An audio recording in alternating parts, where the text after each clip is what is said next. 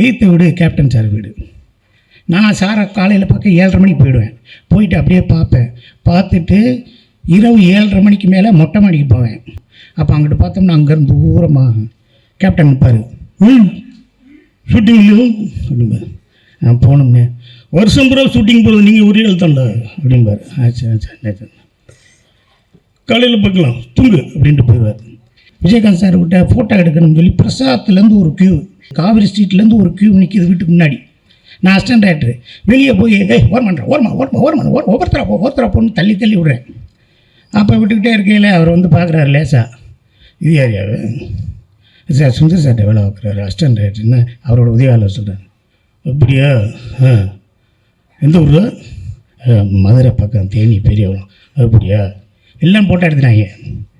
வா நீ ஃபோட்டோ எடுக்கலையான்னாரு. நான் உங்களை வச்சு படம் எடுக்கணும்னே.